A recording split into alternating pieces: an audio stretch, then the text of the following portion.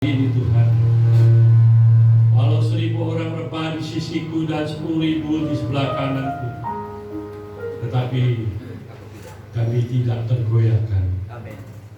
Karena firman-Mu berjanji bahwa Engkau tidak pernah meninggalkan kami, Engkau tidak pernah membiarkan kami berjalan sendiri.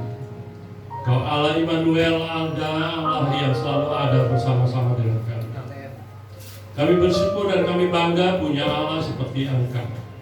Kami berbahagia punya Yesus Kristus Tuhan kami yang kami puja, kami sembah, kami agungkan, kami muliakan. Segala syukur hormat hanya bagi-Mu Tuhan. Segala kemuliaan hanya bagi-Mu Yesus. Terima kasih untuk pagi yang indah ini kembali kami beribadah kepada-Mu. Kami percaya ibadah kami tidak akan sia-sia pagi hari ini. Terima kasih Bapak, sebentar kami akan mendengar sebagian daripada kebenaran firman-Mu.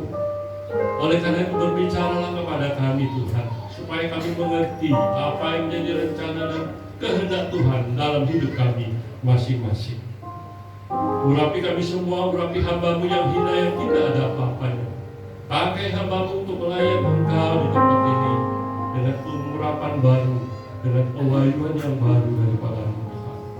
Hamba hanya alat-Mu saja Tuhan. Segala puji, syukur, hormat dan kemuliaan hanya bagi-Mu. Hanya di dalam satu nama yang dahsyat, nama yang ajaib, nama yang penuh kuasa, nama di atas segala nama, Yesus Kristus Tuhan kami. Kami sudah berdoa dan kami siap mendengar firman Tuhan. Yang siap katakan sama-sama. Amin. Haleluya. Terima kasih pemain musik dan juga worship leader singkat. Bapak Ibu yang terkasih, puji Tuhan, hari ini kita akan kembali belajar kebenaran firman Tuhan. Oleh karena itu saya mengajak Bapak Ibu Saudara membuka Alkitab kita masing-masing di dalam Ulangan 28 ayat 1. Ulangan 28 ayat 1. Sekarang satu ayat saya minta semua bangkit berdiri, kita akan baca bersama-sama.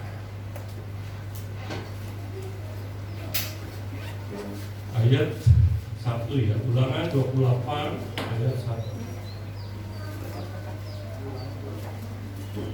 Sudah ketemu semua?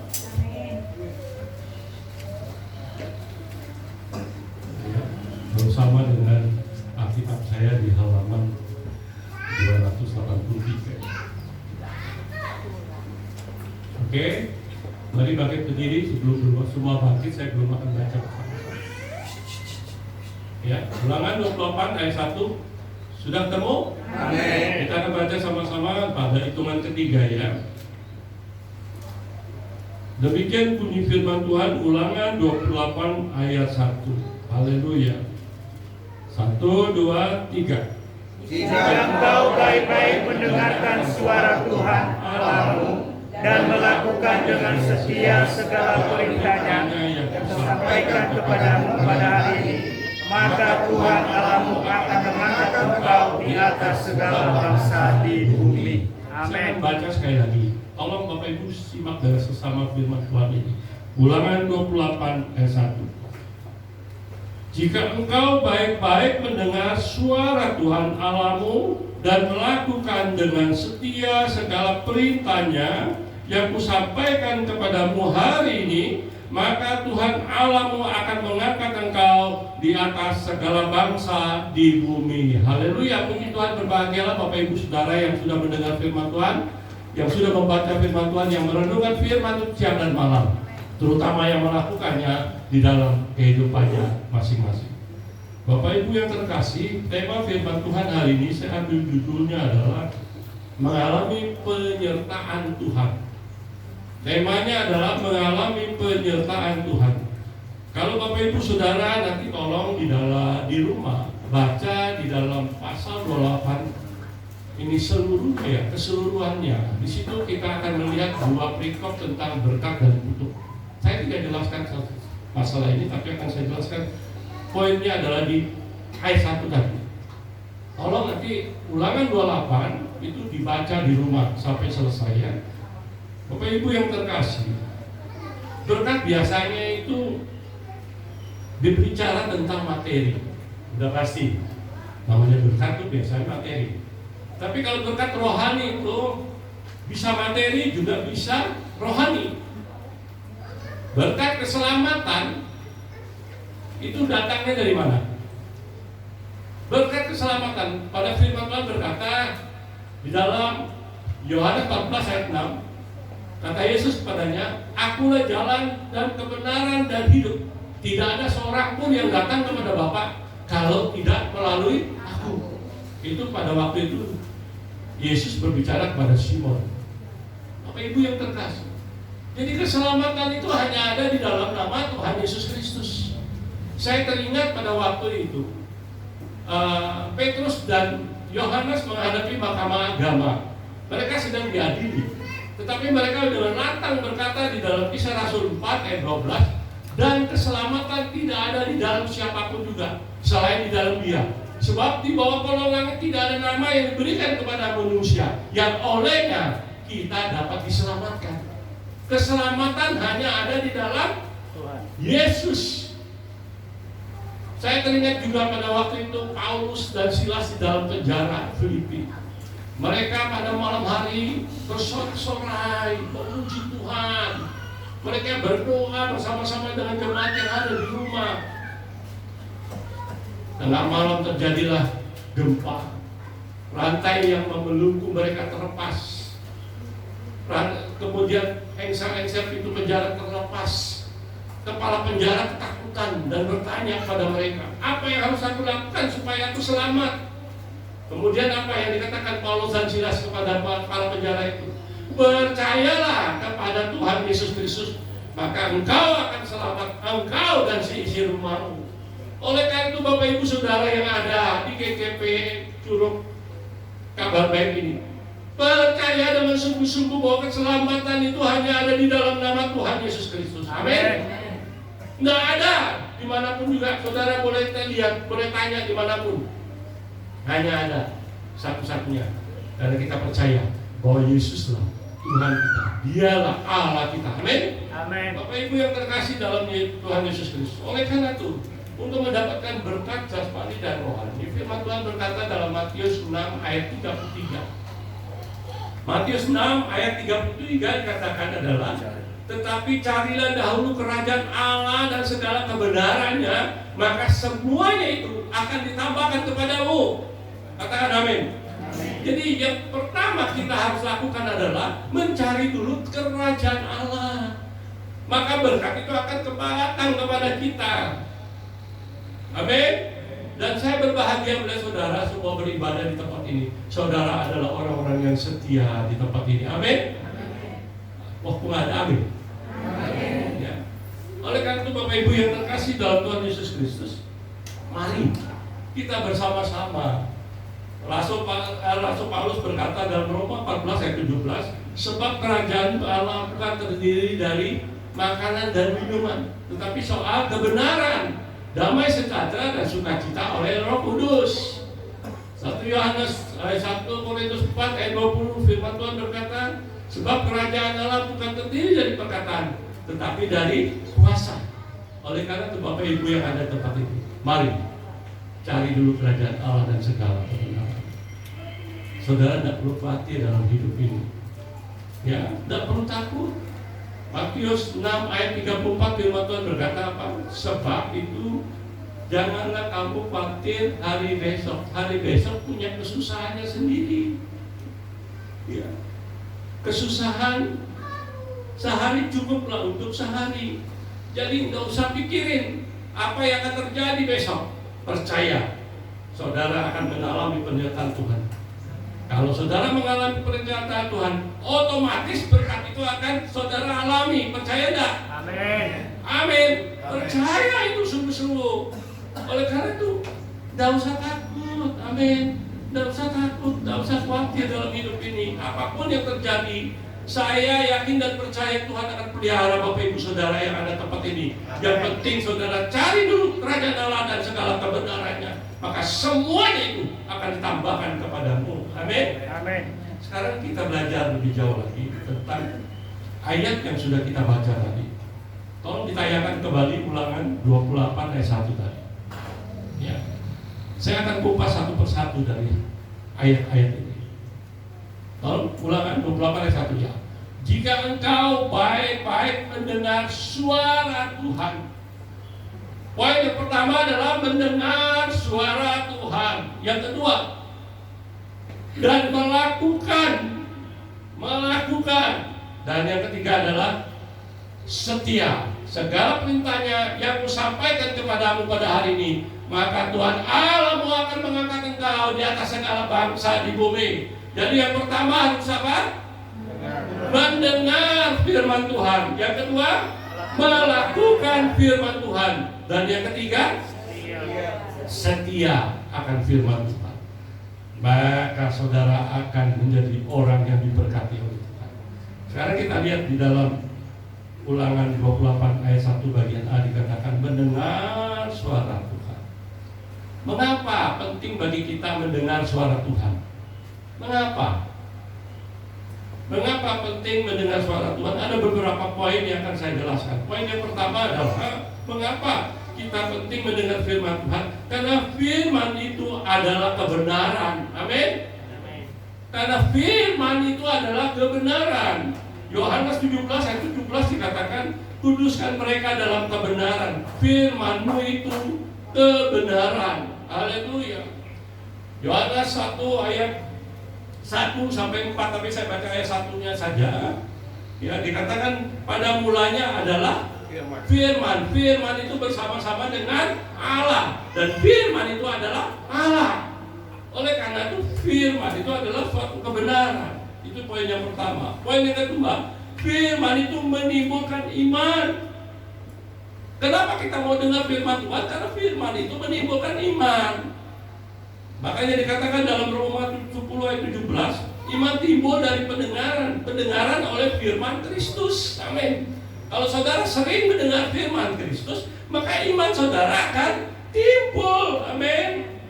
Yohanes 2 ayat 17 firman Tuhan berkata, iman tanpa tindakan atau perbuatan hakikatnya adalah mati. Oleh karena itu kalau Bapak Ibu Saudara merasa punya iman yang sungguh-sungguh pada Yesus, saudara harus melakukannya, harus punya tindakan yang sungguh-sungguh. Jadi jangan hanya berkata saya punya iman, tapi kalau saudara hanya diam saja tidak melakukan. Contohnya aja deh, saya punya iman Tuhan memberkati saya dalam pekerjaan saya, tapi saya tidur di rumah, nggak usah kerja. Apakah itu bisa mendapatkan berkat? Ya benar, itu contoh simpel aja. Jadi saudara harus bekerja juga, begitu. Amin. Tuhan akan memberkati engkau. Iman menimbulkan pengharapan, dan pengharapan itu tidak akan mengecewakan. Percaya itu. Saya ambil contoh, beberapa contoh. Yang pertama contohnya adalah pada waktu Petrus Simon dengan kawan-kawannya sedang menangkap ikan. Menangkap ikan dalam Lukas 5, saudara akan baca nanti di situ di dalam Lukas 5 itu cerita tentang bagaimana Petrus Simon dengan teman-temannya menangkap ikan. Terus kemudian Tuhan datang kepada mereka di dalam ayat 4 dan sampai 6 dikatakan firman Tuhan. Tuhan datang kemudian memerintahkan kepada Simon, pergilah ke tempat yang dalam, tebarkan jalamu, maka engkau akan menangkap ikan. Apa yang dikatakan oleh Simon Petrus? Apa yang dikatakan? Tuhan, sudah semalam-malam kami bekerja keras, tapi kami tidak mendapatkan apa-apa. Dan ayat yang kemudian yang dikatakan, dan karena engkau yang menyuruh, kami akan melakukannya. Aku akan melakukannya. Kalau Tuhan sudah berfirman, saudara tinggal melakukannya, tugas kita. Dengan lakukan aja. Apa yang terjadi? Waktu di jalannya ditempatkan, mereka mendapatkan ikan banyak banget. Tadinya mereka semalaman bekerja keras tidak dapat apa-apa, tapi pada waktu Yesus suruh tempatkan jalanmu, mereka mendapat ikan luar biasa sampai jalannya mau koyak. Bayangkan aja, luar biasa berkat Tuhan. Iman harus disertai dengan tindakan, dengan perbuatan. Saya teringat perwira Kapernaum. Kalau saudara baca dalam Matius 8, itu menceritakan seorang perwira Kapernaum. Seorang perwira ini adalah bukan orang percaya, tetapi dia sering membantu rumah-rumah ibadah. Pada waktu Yesus ada di Kapernaum dan dia menghampiri Yesus dan berkata, Tuhan, dia panggilnya Tuhan, Tuhan, hambaku sedang sakit di rumah, tolong Tuhan sembuhkan dia. Waktu itu Yesus berkata, aku akan datang ke rumahmu. Tapi jawabnya apa perwira itu? Ini iman. Dia berkata apa? Tuhan tidak perlu datang ke rumahku, katakan sepatah kata saja, hambaku sembuh. Ini iman. Tidak perlu datang, katakan sepatah kata saja, maka hambaku sembuh. Yesus berkata kepada murid-muridnya, tidak pernah aku jumpai iman sebesar ini, sekalipun di antara orang Israel. Luar biasa Bapak Ibu Saudara. Terus kemudian ada seorang wanita yang sakit pendarahan yang sudah dialami selama 12 tahun. Saudara bayangkan 12 tahun sakit pendarahan. Ya saya tidak usah cerita lah saya itu saudara bisa mengerti. Pada waktu Yesus datang dan dia bilang dalam hati, ini baru dalam hati nggak ngomong loh. Tuhan itu tahu apa yang menjadi keinginan kerinduan saudara yang ada tempat ini. Dalam hati aja dia bilang, asal ku jamah jubahnya aku sembuh. Itu baru mau dalam hati bicara. Apa yang terjadi? Imanmu telah menyelamatkan. Terjadilah seperti luar biasa Bapak Ibu Saudara. Oleh karena itu Bapak Ibu yang ada di tempat ini, mari harus iman dengan suatu tindakan. Amin. Jadi firman Tuhan itu menimbulkan iman. Ketiga adalah firman Tuhan itu menerangi jalan hidup kita. Amin. Firman Tuhan itu akan menerangi jalan hidup kita. Mazmur 119 ayat 105. Itu katakan, firman-Mu adalah pelita bagi kakiku dan terang bagi jalanku. Haleluya. Firman Tuhan itu akan menerangi jalan hidup kita. Firman Tuhan itu akan menuntun jalan hidup kita setiap hari, sehingga kita tidak lagi bimbang, tidak perlu takut lagi, tidak perlu ragu lagi ikut Yesus. Amin. Karena firman-Nya lah yang akan menuntun hidup kita masing-masing. Tidak usah takut. Memang kita masih hidup dalam dunia yang fana ini. Kalau saudara baca di dalam ayat 7 ayat 1 dikatakan, bukankah manusia harus bergumul di bumi ini dan hari-harinya seperti hari-hari orang upahan. Artinya setiap hari kita akan menghadapi masalah dalam hidup kita. Tapi firman Tuhan lah yang akan menuntun kita, karena dialah yang menerangi jalan hidup kita. Amin. Oleh karena itu sekali lagi saya katakan, tidak usah takut. Filipi 4 ayat 6 firman Tuhan berkata, jangan hendaknya kamu khawatir tentang apapun juga, tetapi nyatakan dalam segala hal keinginanmu dalam doa permohonan dengan ucapan syukur. Amin. Kalau saudara lakukan itu, saya percaya tidak perlu takut lagi. 1 Petrus 5 ayat 7 firman Tuhan berkata, serahkan segala kekhawatiranmu kepadanya, sebab Ia yang memelihara kamu. Tuhan pelihara hidup kita. Katakan amin. Amin. Oleh karena itu Bapak Ibu yang ada di tempat ini, mari firman itu menerangi jalan hidup kita. Dan yang terakhir, yang keempat, firman Tuhan itu memberi kebugaran secara rohani. Memberi kebugaran secara rohani. Mazmur 1 ayat 1 sampai 3 firman Tuhan berkata apa? Berbahagialah orang yang tidak berjalan menurut nasihat orang fasik, yang tidak berdiri di jalan orang berdosa, dan yang tidak duduk dalam kumpulan pencemooh, tetapi kesukaan adalah Taurat Tuhan, yang merenungkan Taurat itu siang dan malam. Ia akan seperti pohon yang ditanam di tepi aliran air, yang merambatkan akar-akarnya ke tepi batang air, yang tidak mengalami agak salah saya. Saking cepatnya jadi salah juga. Firman-Nya berkata begini, berbahagialah orang yang tidak berjalan menurut nasihat orang fasik, yang tidak berdiri di jalan orang berdosa, yang tidak duduk dalam kumpulan pencemooh, tetapi kesukaan adalah Taurat Tuhan, yang merenungkan Taurat itu siang dan malam. Dia akan seperti pohon yang ditanam di tepi air, ya, di tepi aliran air, yang menghasilkan buahnya pada musimnya, dan yang tidak layu daunnya. Apa saja yang diperbuatnya berhasil. Saudara mau berhasil? Amin. Amin. Renungkan firman itu siang dan malam. Lakukan dalam hidupmu. maka itu akan terjadi dalam hidupmu.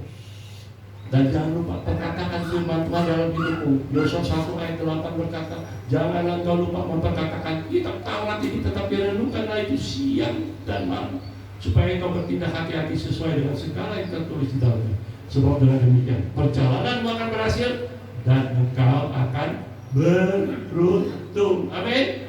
Oleh karena itu, mari kita harus bergaul intim dengan firman Tuhan. Kita harus merenungkan firman itu siang dan malam. Roh Kudus akan membuat terjadinya pertobatan. Kalau terjadi pertobatan, berarti itu akan merubah jiwa kita, pikiran kita, dan perasaan kita.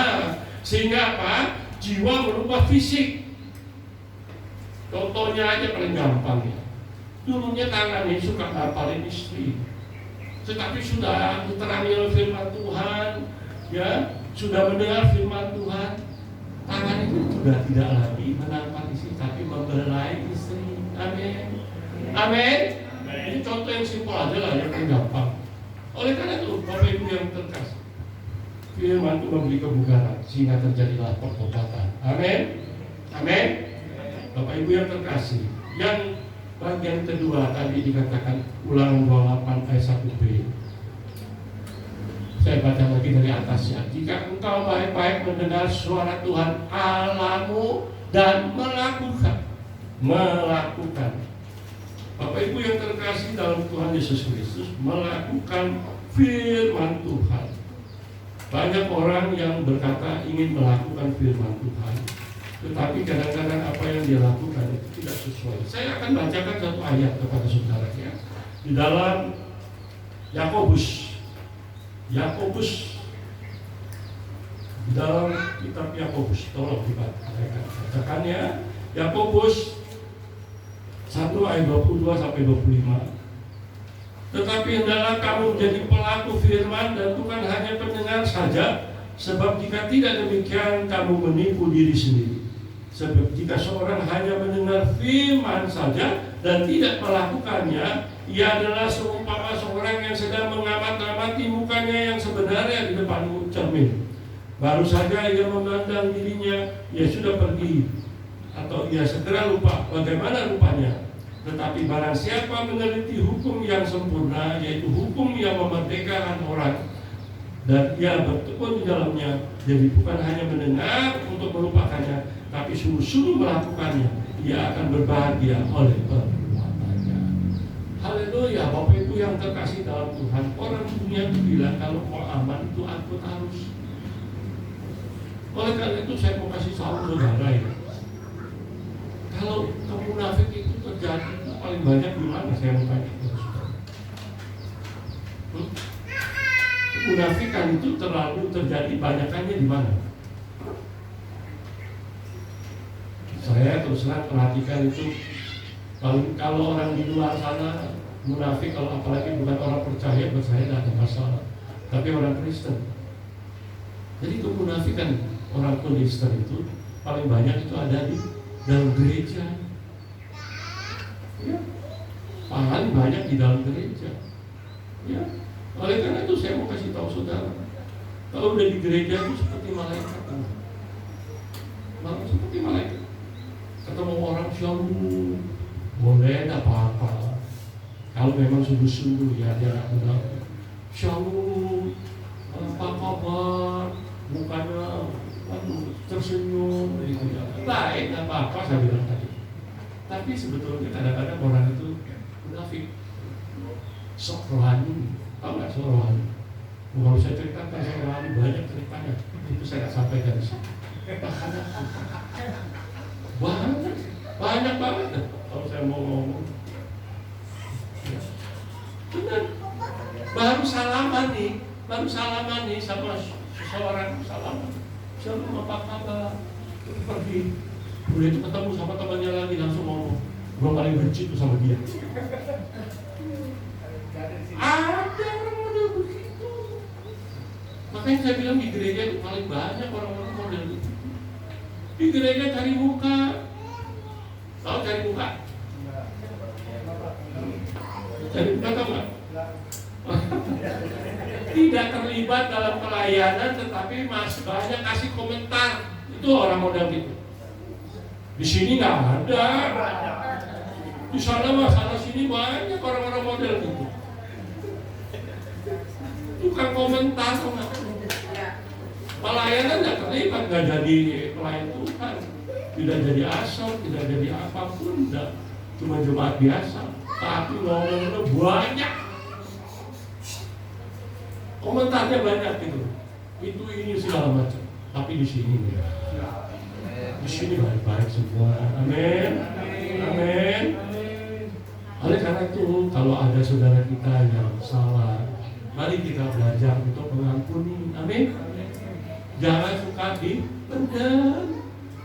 Jangan sampai matahari terbenam baru kita mengampuni orang. Itu udah salah. Jadi sebelum matahari terbenam kita sudah harus mengampuni.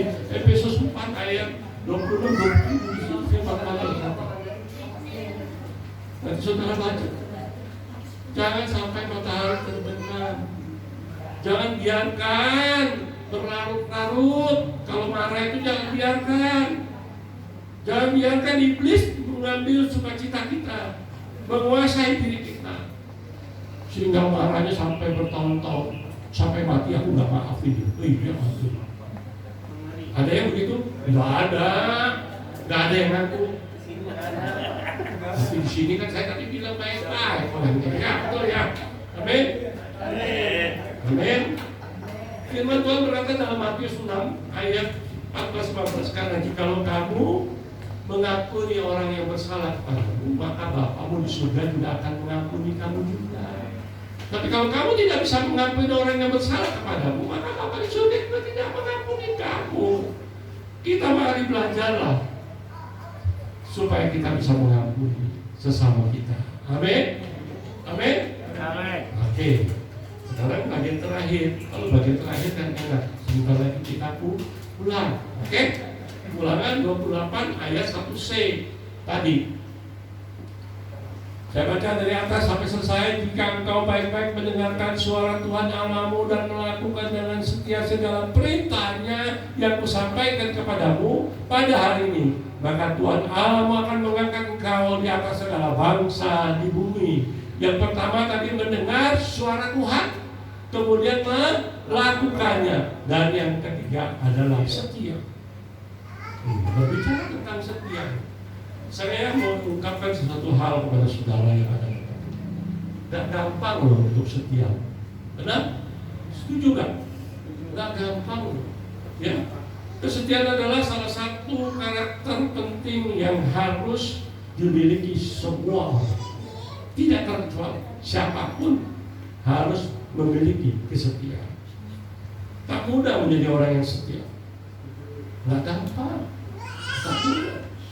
Ketika dalam keadaan posisi baik-baik, enak, nyaman, itu gampang kita menjadi orang yang setia. Setuju ya? Gampang. Namun bagaimana ketika menghadapi hidup penuh dengan segala tantangan persoalan, badai, ombak, gelombang. Kalau istilahnya kita ini sebagai perahu kehidupan dalam diri kita masing-masing. Kita ditimpa badai, ombak, gelombang. Apakah kita masih tetap setia kepada Tuhan? Terkadang orang menyatakan komitmen untuk setia dan melayani Tuhan. Kadang-kadang orang suka mengucapkan itu. Ya, Bapak Ibu yang terkasih, dalam prakteknya itu tidak sesuai dengan apa yang diucapkan. Apalagi kalau menghadapi masalah tantangan persoalan, mereka sudah meragukan kasih dan kuasanya Tuhan. Mereka sudah mulai tidak percaya lagi. Kan saya sudah melayani kau dengan setia, tapi kenapa ini terjadi dalam hidupku? Itu yang ada dalam benaknya orang tersebut. Oleh karena itu, untuk menjadi setia itu tidak gampang. Tidak semudah kita membalikkan tangan kita. Tetapi saya ingatkan kepada saudara yang ada tempat ini. Di dalam Wahyu 2 ayat 10 bagian terakhir, hendaklah kamu setia sampai mati. Hendaklah engkau setia sampai mati, dan aku akan mengaruniakan mahkota kehidupan kepadamu. Saya ulangi sekali lagi. Hendaklah engkau setia sampai mati, Dan aku akan mengaruniakan kepadamu mahkota kehidupan. Amin. Oleh karena itu Bapak Ibu Saudara yang ada di tempat ini, jadilah orang yang setia kepada Tuhan. Apapun yang terjadi, saudara tetap setia kepada Tuhan. Amin. Amin. Saya ambil contoh di dalam Alkitab, banyak contoh tentang orang-orang yang setia. Saya ambil 2 saja. Contohnya Ruth saja. Ruth itu adalah orang yang sangat setia. Amin. Ruth itu setia kepada mertuanya Naomi. Waktu itu dia berkata, waktu itu salah satu dari mantunya Naomi ya bernama Orpa sudah pulang ke kampungnya karena Naomi sudah tidak punya apa-apa lagi. Lalu apa yang dikatakan oleh Naomi kepada Ruth? Ruth, kamu ikut pulang dong seperti Orpa. Tapi apa yang dikatakan Ruth? Aku, di mana kamu tinggal, aku tinggal. Ya, di mana Allahmu adalah Allahku, Tuhanmu adalah Tuhanku. Ya, kemanapun kau pergi, aku pergi bersama-sama engkau. Kalaupun sampai mati pun, aku tetap bersama-sama dengan engkau. Itu adalah kesetiaan yang luar biasa. Apakah kita bisa melakukan apa yang dilakukan oleh Ruth? Kalau kita tetap setia kepada Tuhan walaupun apapun yang terjadi. Tapi hari ini saya mengajak kita semua yang ada tempat ini bersama-sama, saudara dan saya, mari kita tetap setia apapun yang terjadi. Amin. Amin.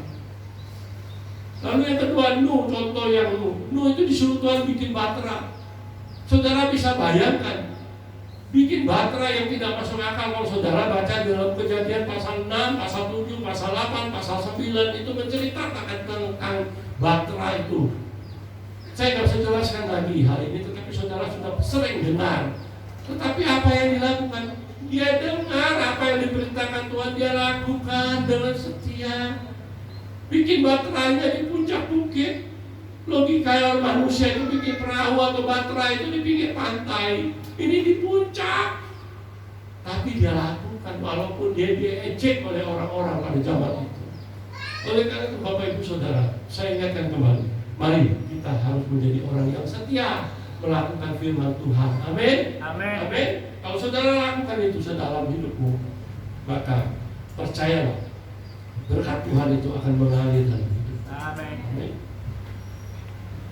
Firman Tuhan berkata di dalam Yesaya 48 ayat 18, sekiranya engkau memperhatikan perintah-perintahku, maka damai sejahteramu akan seperti sungai yang tidak pernah kering, dan kebahagiaanmu terus berlimpah seperti gelombang-gelombang laut yang tidak pernah berhenti. Itulah janji Tuhan buat kita semua yang ada di tempat ini. Oleh karena itu mari, kesimpulan firman Tuhan hari ini, saya mengajak kita semua merespon firman Tuhan ini, menerima ini, mengingatkan kembali firman Tuhan ini, dan lakukan dalam hidupmu. Jadi untuk mendapat mengalami penyertaan Tuhan, apa yang harus saudara lakukan? Yang pertama adalah saudara harus mendengar firman Tuhan. Kedua, saudara harus melakukan firman Tuhan. Dan yang ketiga, saudara harus setia firman Tuhan. Maka berkat itu akan mendapat bagian dalam hidup kita masing-masing. Amin. Mari kita bangkit berdiri.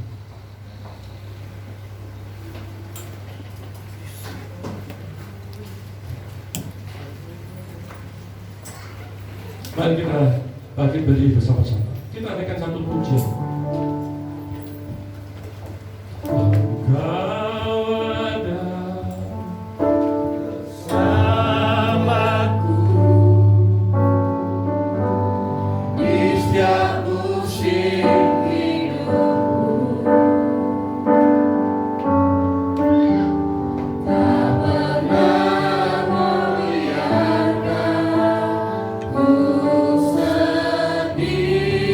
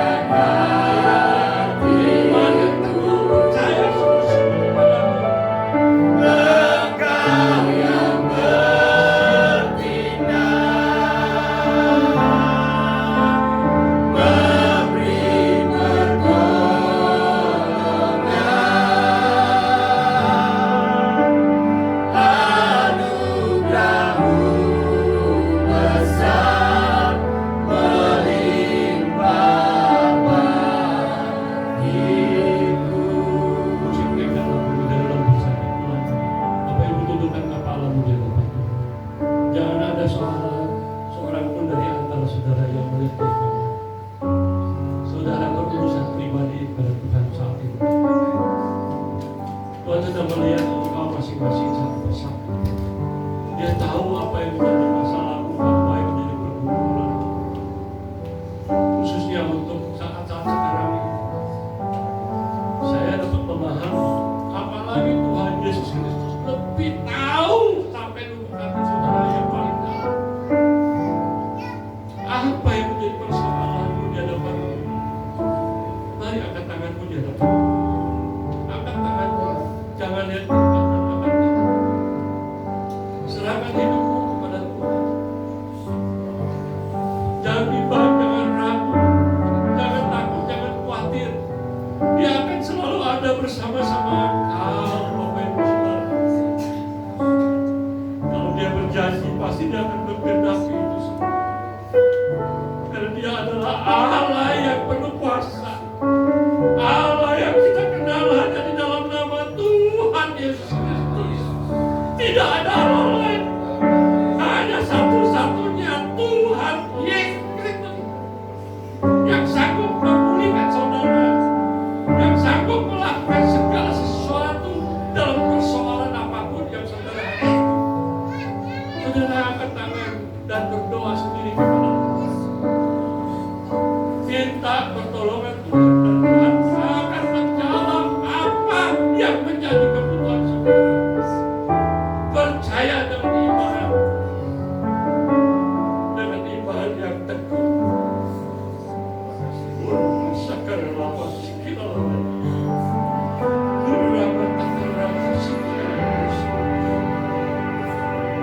Tuhan, kau melihat tangan-tangan yang terangkat. Sebagai hamba Tuhan, hamba tidak tahu apa yang menjadi persoalan mereka. Namun hamba percaya kau sampai di hati mereka yang terangkat. Apapun persoalan mereka, hari ini Tuhan, hamba mohon kepadamu, lakukan segala sesuatu kepada mereka. Buat mereka menjadi anak-anak Tuhan yang bersukacita, penuh kedamaian, penuh kesejahteraan dalam hidup mereka. Namun ajar juga mereka untuk menjalani hidup senantiasa dalam melakukan firman Tuhan setiap hari dan hidup setia di dalam nama Yesus. Penyertaan kepada mereka itu akan terjadi saat tiap hari tidak pernah berhenti. Karena kau sudah berjanji bahwa kau tidak akan pernah membiarkan kami, kau tidak akan pernah meninggalkan kami. Tapi kau Allah Immanuel selalu ada bersama-sama dengan kami. Terima kasih Bapa. Terima kasih Tuhan Yesus. Terima kasih Allah Roh Kudus. Terima kasih untuk kebaikan-Mu. Terima kasih untuk firman-Mu. Segala pujian, sembah dan kemuliaan